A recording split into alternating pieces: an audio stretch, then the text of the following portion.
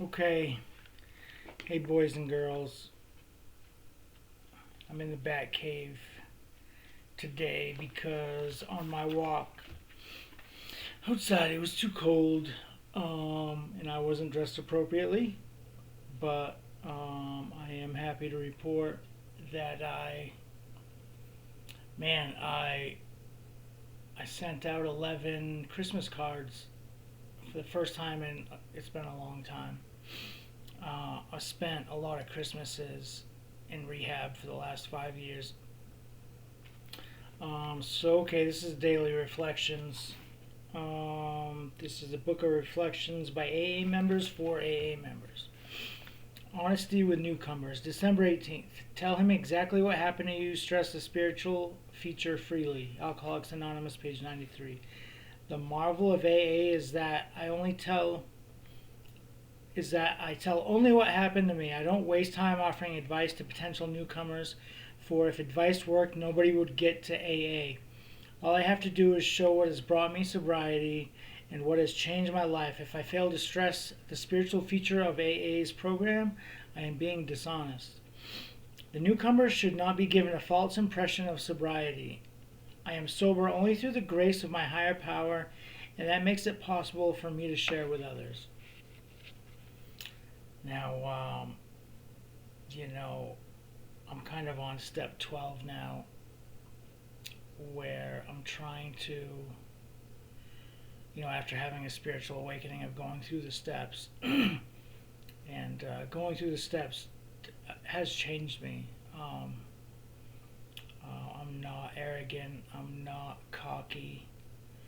I've done so much mindfulness and meditation that when I go to pray and I pray and then sit there and wait, what I call meditation, I can sit there still and not have thoughts racing in my head like they used to 5 years ago when I first showed up to rehab. My social worker had me do 2 minutes every morning just to sit still, not even to meditate, just to sit still.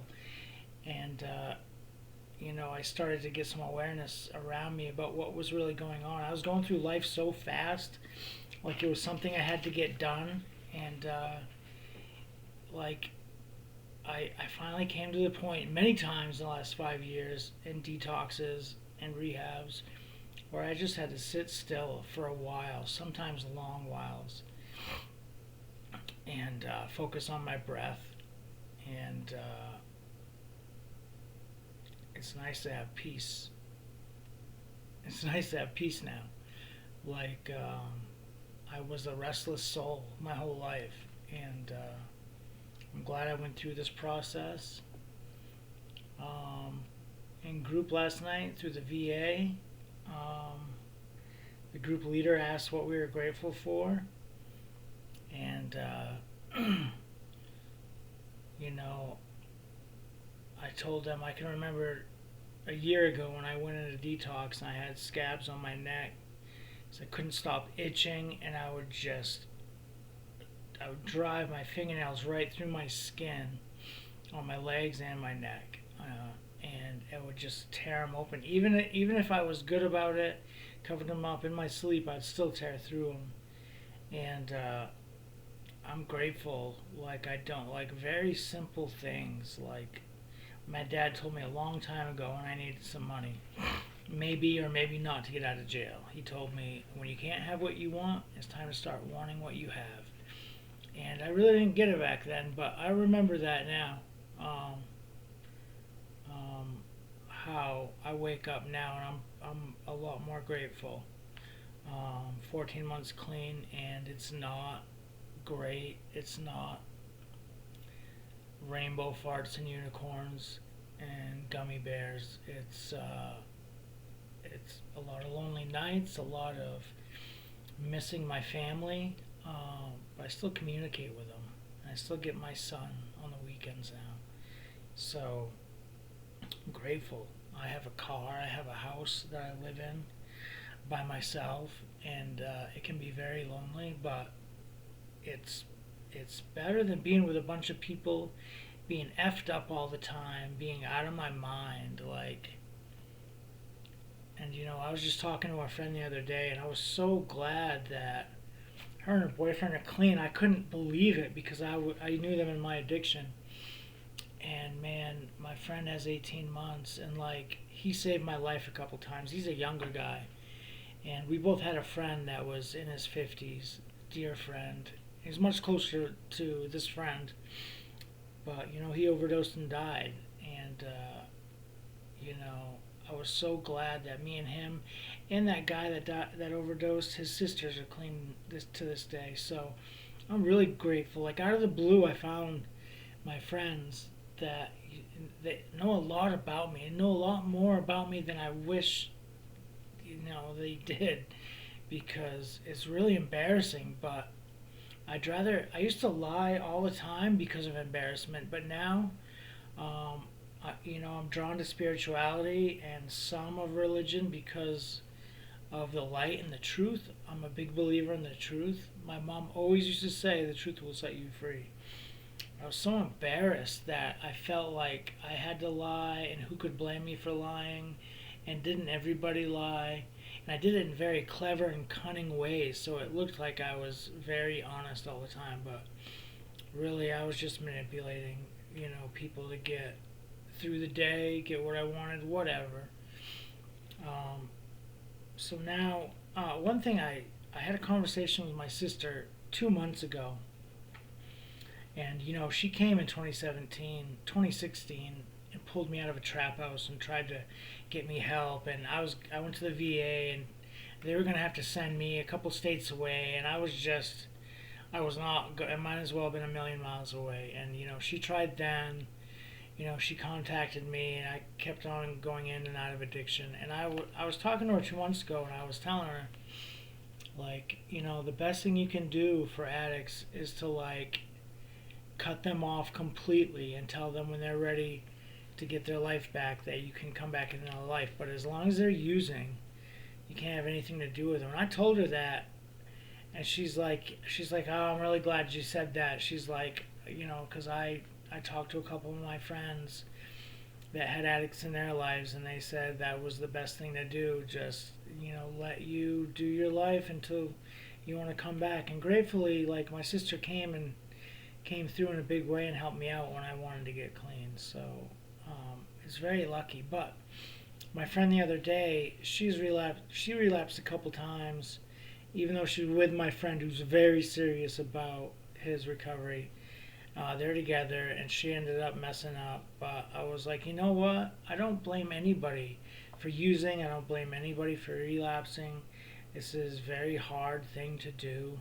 When I first got clean, I was always gonna drink and smoke weed. And when I was 11 months clean my first time, I went out and had a beer because I was celebrating getting a car. And I went the next day and got a white chip at my AA meeting in Saco, Maine. And I remember the look on everyone's face, like, what happened? I was like, oh, I got a beer with a friend, a Heineken. I was always gonna drink, and it was so funny. They were beside themselves. They're like, Wayman, you almost had a year. And that has plagued me ever since then, because I could never get a year again. And this time I finally get a year, and it's been the hardest recovery of my life. Found out I was having panic attacks. Been in so many fights, and just because I get a panic attack, and as a guy, like, I just freak out. And drunk. This is a while ago, but I never would have guessed I was having panic attacks. My grandfather Wayman died of a heart attack at 50. He was in the Korean War, had a Bronze Star, and I guess he drank some, and he probably died from a heart attack because he was having panic attacks. And I'm just so grateful for everything I've been through. It's been hard, but I'm trying to keep myself honest, and part of these videos is I had to start walking last week or the week before, and I wanted to find a way to give myself some resolve. Like, I need resolve to do discipline. Like, I really need a reason. So going out there and doing this helps me. My friend was like, "Oh, you should post these videos on all your social media accounts and advertise and da da da." I was like, "No," I was like, "That's not what it's for. I'm not. This isn't about making money. This is about me, having a reason to come back. And maybe there's one person out there that gets 10 seconds of one video and is like, oh, like this dude can show up and talk about this. Yeah, I can talk about this because for the last 5 years I've gone to almost 1,000 meetings, and that's what you do at meetings. You share. When I first went into my first one, I was embarrassed to say my first name. When there was an MS-13 gang member at my first speaker meeting, the first month I was clean ever, he started talking about his childhood sexual trauma. It was the exact same thing that I went through. Nothing crazy, crazy, but still, like when an older dude's trying to have sex with you, it's kind of effed up when you're 9. And I didn't know people talked about that shit. I was just like, I was set back, and like, slowly over time you keep coming back, and then you get your voice, and then you can share your experience, strength, and hope. And that's what they always say. Share your experience, strength, and hope, and that's it. Like, there's nothing I can do. I'm not gonna give anybody advice. There's only what worked for me. And if one of my friends is 6 months clean off dope and she smokes weed every day, she's California clean, good for her. Like, she's not homeless. Waking up every morning, going on that search again, it's such a shitty life. And I'm so glad I made it out. It's like a miracle. Like, I'm at meetings with people that are there and they're like, "Oh, I got my 60-day chip." I'm like, "Hey, congratulations." They're like, "Well, I don't got a year like you." And I'm like, "Dude, it was a miracle the first day I walked in here and stayed another day." I was like, "So don't, that 60 days is important. It's more important than anything to me. Like, I'm kind of used to this now. I kind of got it now. I'm not trying to get complacent. Like, all it's going to take is that one, and I'm off to the races." So that's why I stay vigilant. That's why I do this.